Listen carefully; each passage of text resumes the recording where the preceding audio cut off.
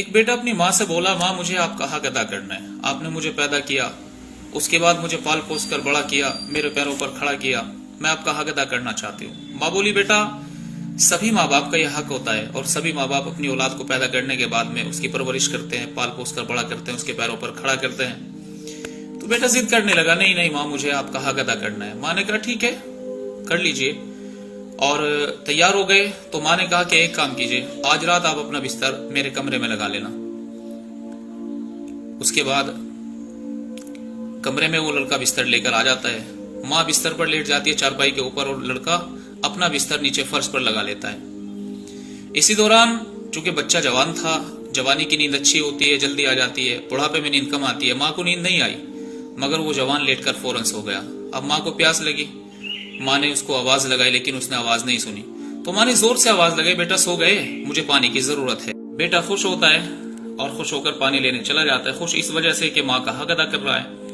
अब जैसे बेटे ने पानी लाकर गिलास माँ के हाथ में दिया तो माँ ने, बुढ़ापे के हाथ थे, आधा गिलास पानी पिया और आधा हाथ से गिर गया।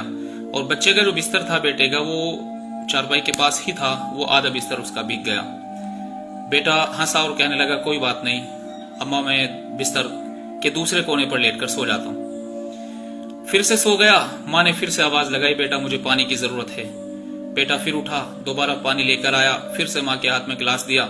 अब माँ ने जैसे ही पानी पिया, आधा गिलास जो बचा था वो फिर से गिर गया और जो बचा हुआ आधा बिस्तर था सूखा, वो भी भीग गया। अभी भी बच्चे ने कुछ नहीं कहा, कहने लगा, अम्मा जान कोई बात नहीं, आपसे बिस्तर भीग गया है, कोई दिक्कत नहीं है, और बिस्तर को मैं चैन कर लेता हूँ, सो जाता हूँ। इसी तरह करते करते रात में कई सारे बिस्तर, माँ के हाथ से पानी गिरता गया और बिस्तर भीगते गए। आखिर में आकर बेटा चिल्लाता है माँ के ऊपर, माँ पागल हो गई हो, बेवकूफ हो गई हो, आपने सारे बिस्तर भिगो दिए। तो माँ इस बात को सुनकर कहती है, बेटा तू मुझे पागल बताता है, पानी गिरने के बाद तू मेरे बिस्तर पर गंदगी करता था, और उस गंदगी को देखकर और उसे बर्दाश्त करके मैं फिर भी तेरी लंबी उम्र की दुआ करती थी। तूने पानी के ऊपर मुझे इतना डांट दिया।